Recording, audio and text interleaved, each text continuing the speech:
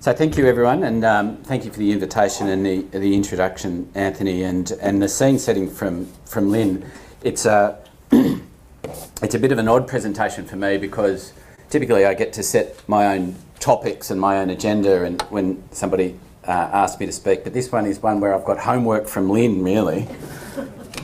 We had a conversation maybe 8 weeks ago where she said, I'd like you to set up and frame the discussion, and I've got 2 things I want you to read and I want you to sort of summarise and report back on them. So when doing this task over the last couple of weeks, I felt like I was going back to my undergraduate days where I feel like I've got a very public sort of tutorial session here where I'm going to have to set up the conversation. So quality assurance of online learning, setting the scene global and local. As I said, really I'm going to cover 2 major reports from in the area that have emerged over the last little while. The first is an ICD, which is sort of incongruously named. It's the International Council for Open and Distance Education, which is the one up there on the left. And the second one is Gradient Increase, which is a Babson survey from Babson College, which is a non-for-profit institution in the States.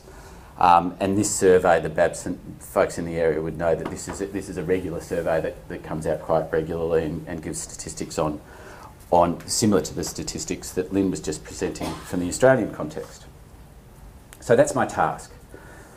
And I suppose when starting to think about what I might want to do, I just started to think about some of the guiding questions. And this is genuinely an attempt to frame the day. I'm not going to stand here, particularly with folks in the room that have got more expertise in quality assurance. I know something about online learning, but particularly in quality assurance and the ins and outs of this.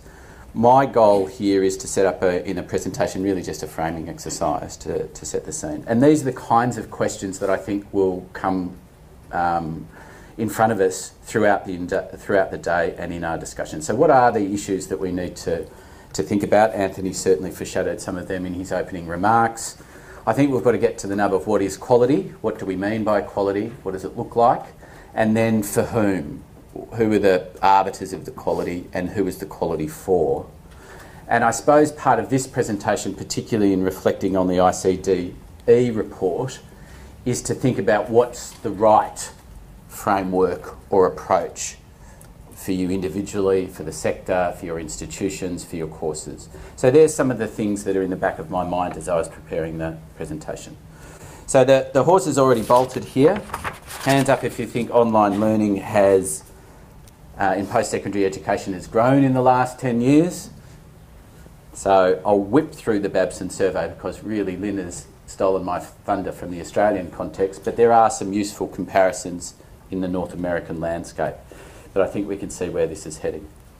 So I'm just going to go quite quickly through some of the data out of the survey. This is from the North American context. So here's the percentage of students taking distance courses. They're quite liberal in their definition of distance courses, between 212 and 216.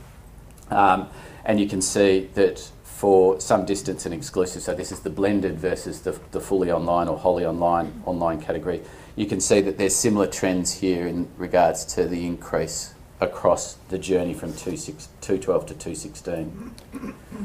Similar data from the Australian context in terms of graduate and undergraduate, the dominance of the undergraduate portfolio in attracting students in distance courses, which is again, as I said, similar to the Australian context. And then this is, I've found quite interesting. It's a large report, so I've only picked out some of the things that I think were the key findings. This is where, in terms of institution, where those distance enrolments are occurring. And I suppose the standout notes for me are this in the private profit over the journey is seeing a loss of market effectively, or a reduction, which I think is worth thinking about and talking about, particularly in the context of what Lynn presented. But also the public institution, which I take to mean the land-grant institutions in the North American context and the US context, which is seeing quite a rise year on year in enrolments. I mean, a dip there in 2013, 2014, but it is a noticeable difference there. And then finally, this graph, which, you know, I've got a background in psychology. I did undergraduate statistics as part of my psychology degree. I've got a PhD in psychology, which is about model building. I think I've looked at this graph about 10 times and I still can't understand what it's actually telling me.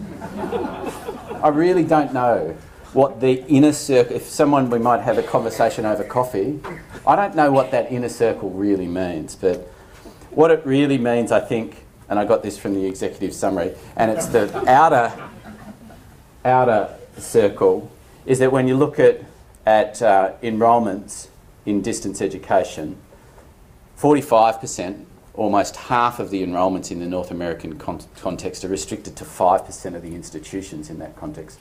So it's quite contained in the North American context, which again I think it's useful to think about how we are in the Australian context and where that works. So if we, hands up who thinks online, I expect, I had to put it in brackets but I sort of felt on you, you were right. More undergraduate than graduate.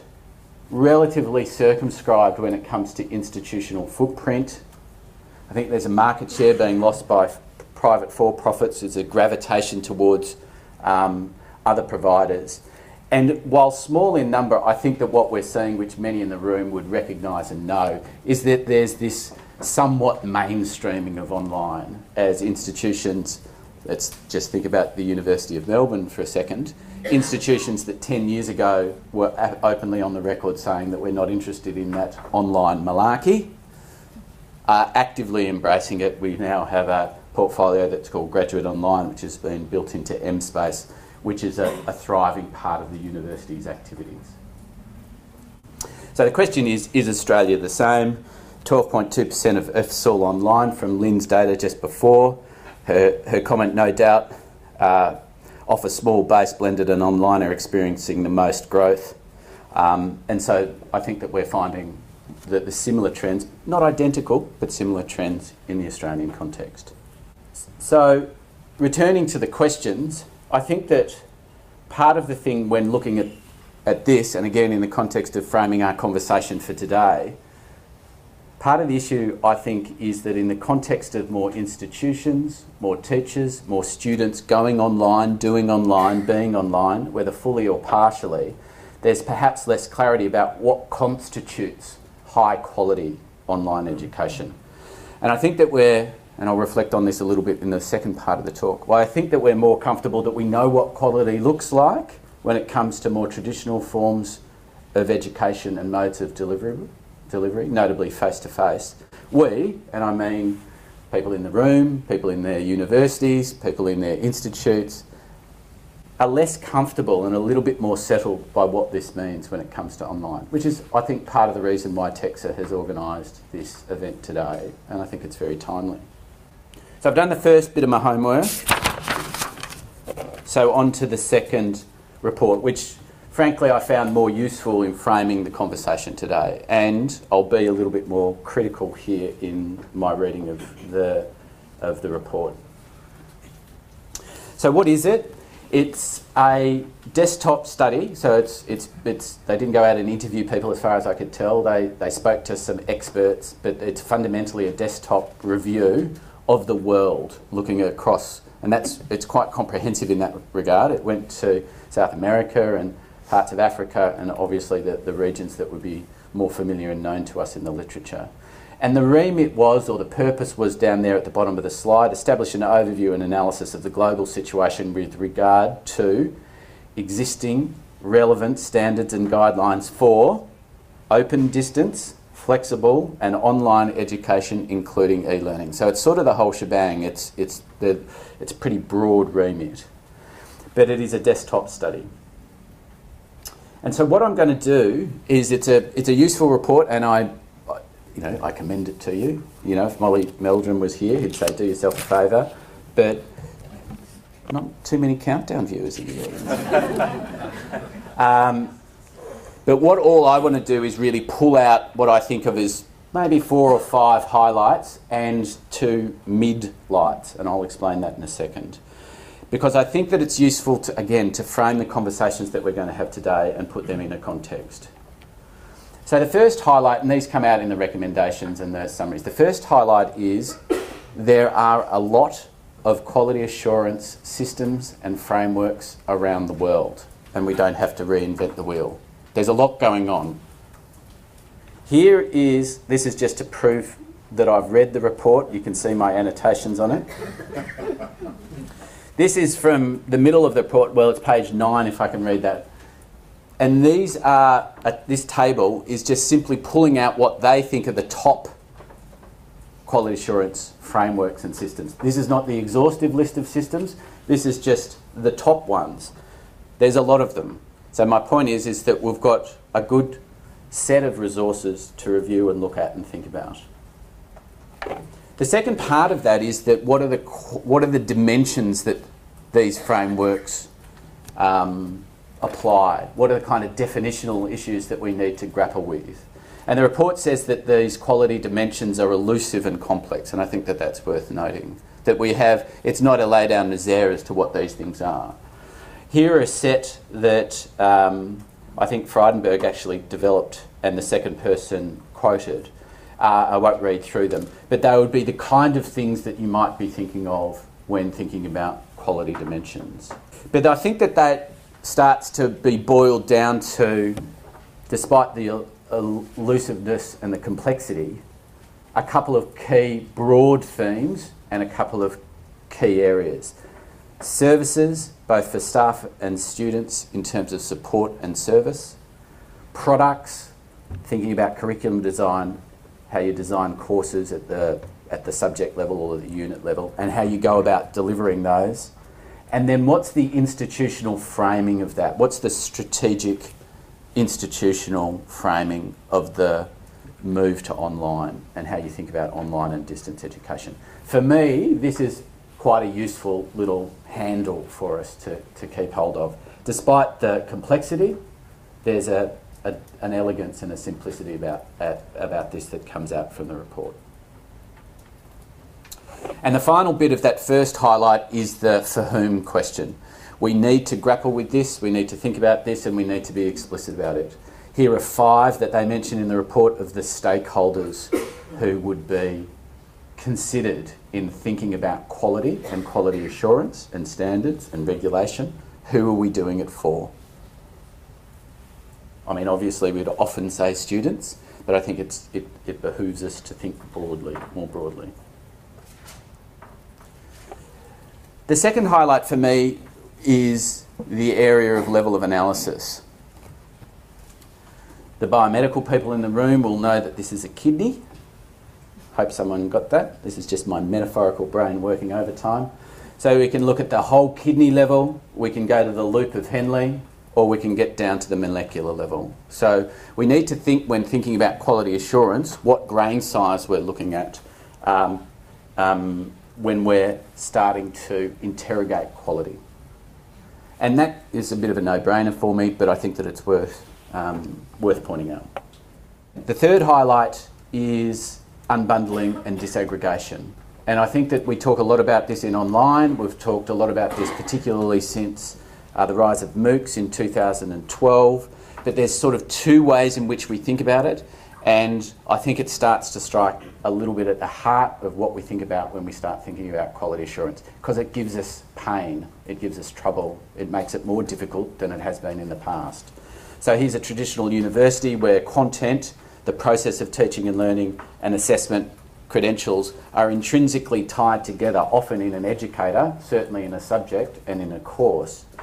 And as things have changed over the last little while, the bonds between those 3 elements are starting to dissolve. And what we're thinking is that you might get high quality content maybe from a university, the teaching and learning process might be outsourced to somebody else, and the assessment and credentialing might be outsourced to somebody else. So that you've got, in fact, different providers. It might be that the content and the teaching and learning stays within the individual, but you do the assessment elsewhere. You get the point. When you start to unbundle in that way, what has been a traditional environment where you think and assume that they're all together, it's what does quality assurance look like when different players do different parts of effectively that teaching and learning process?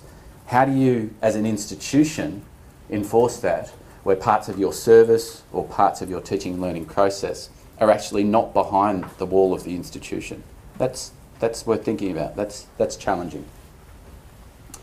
There's a second part of unbundling and disaggregation, which is about the student life cycle, which moves to the more service side and support side. But this would be de rigueur in many of our institutions. If you think of the life cycle going from marketing, recruitment, admissions and enrolment, up to the point of course creation and content expertise and a platform, all preparing to do the actual teaching and learning and the provision of services and support, and then final assessment and graduation. If you think about that as the student life cycle, it's quite common these days for parts of that life cycle to be outsourced beyond the institution. This is a relatively conservative one. There would be other ones where you'd see more aspects of the life cycle outsourced. And that presents us with real considerations and challenges. That's my third highlight.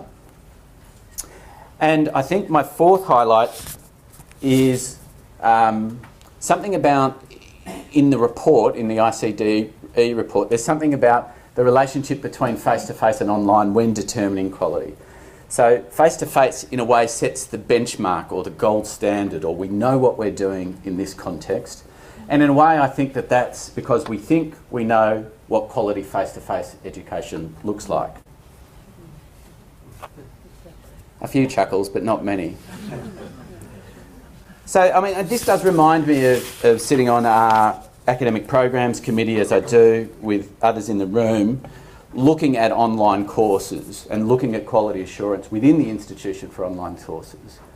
And the bar is set quite high because we are very purposeful in maintaining a high quality standard at the University of Melbourne in this area. But upon reflection and in the committee itself, I've said to the chair of the committee, you are looking at this online course in a degree of detail that you would never do for an equivalent face-to-face course. You are looking under the hood and into the interactions in the classroom, which is a virtual classroom, which is synchronous virtual classroom. You would never do that for your 101 biology class. So I think that there is a little bit of myth busting here as well, which is about how comfortable are we with quality assurance and standards in some of our face-to-face education? And do we want to prick that bubble and just make sure that we're not doing an unfair comparison when it comes to quality assurance and standards, using face-to-face as our benchmark for quality? The final highlight is, and something that I'm less familiar with, there is a section which frankly I found a little bit confusing in the report. If someone wants to read the report with me and take me over, maybe Lynn, you can take me through it later. I found it a little bit difficult and a bit impenetrable, and the confusion, I think, amongst the terms. But what I did get out of this is that there are ways in which we can apply quality assurance standards in terms of accreditation or enhancement, which gets down to our shared purpose with the quality assurance system. Now, I recognise that there might be multiple purposes, but at one end of the spectrum we've got a mandatory accreditation process that determines the institution's capacity to meet some sort of national standards, so it's the seal of approval, and there's that. And at the other end there's more the benchmarking, the review and evaluation of performance against a broader set of standards to spot gaps, to improve institutional in performance and institutional culture. And so that's much more generous of spirit. And I think a lot of frameworks exist in that latter category. All right, my midlights are not highlights. And by that I mean, I found these parts of the report a little bit more underwhelming. I'm quite critical, as some people who have worked with me in research will know. And I think that one of the things that was a midlight is that they came up with core characteristics of quality assurance system. Now, I think to a certain extent these things are useful, but they're very high level and they don't say too much. They're a bit motherhood and apple pie for me. So the key characteristics of quality assurance systems they maintain are these 5 things. They're multifaceted. They have many measures of quality. I'm being a bit disparaging, but you see my point. Multifaceted, they have many measures of quality. They're dynamic. That means that they're flexible, and they're particularly in this context not constrained by the technology of the day. They don't hold themselves or characterise quality by the technology, which I think is good, but they're dynamic. They're mainstreamed, so that this is the idea that if you improve quality in one area, then it's a diffusion model or a trickle-down model for improvements across the institution.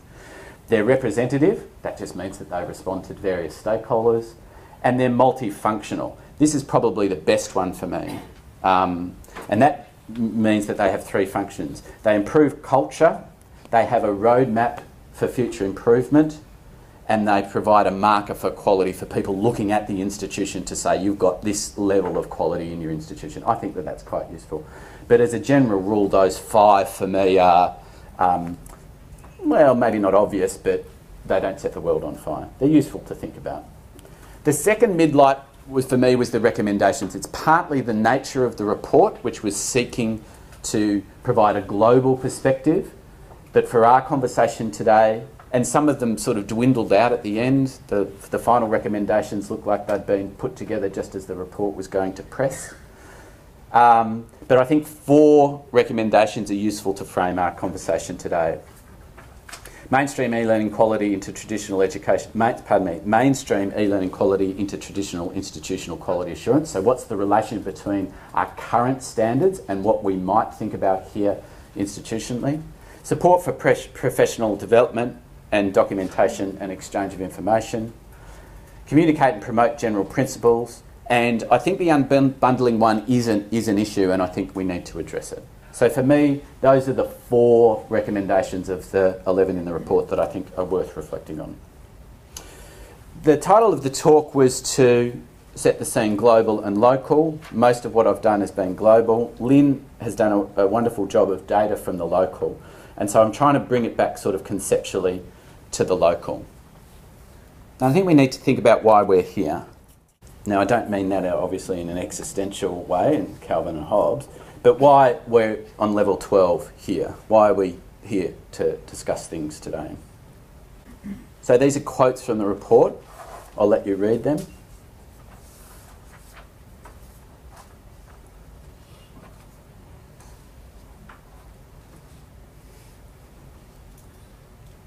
Is that why we're in the room? Are we in the room because we're worried about bogus accreditation and credential systems? This is from the report here.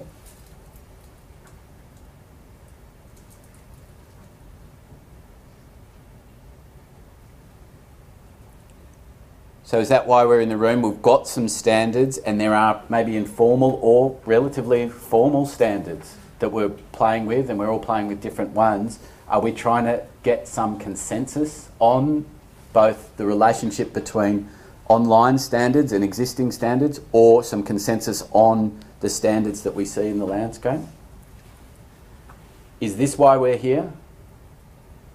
Particularly this, about the data that Lynn showed about Quilt and our institution's obligations to think about that, about the student experience and student engagement, and this conversation directly feeds into that?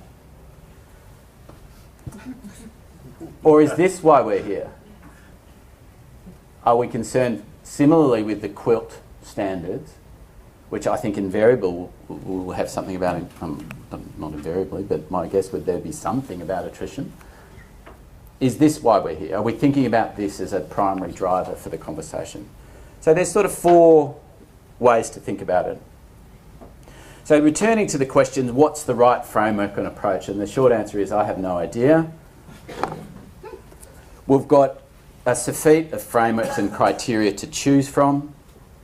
There are some excellent local examples. We'll hear about them today from Australia and New Zealand. The ASCLite sponsored, the ACE Code sponsored ones, the maturity model. There's some great work that is represented in the international literature. So the adoption of those needs to be localised and contextualised. And all I've done in the talk is try to highlight what I think are some of the major issues that we need to continually return to. What level of analysis, unbundling and disaggregation, the questioning the historical hegemony of face-to-face mode of delivery and quality markers of that and how we're actually doing that, and questions of institutional accreditation or, more generous, sort of a cultural change within institutions. But my final slide is, when coming to the right approach, our response to what we might do and where we arrive at after a conversation today, individually or institutionally, sectorially, if that's a word, collectively, will depend in large part to the response to that critical question about why we're actually in the room, as much as to our responses to the two reports and the various framework and the considerations that I've outlined today. So that's my framing. Thanks.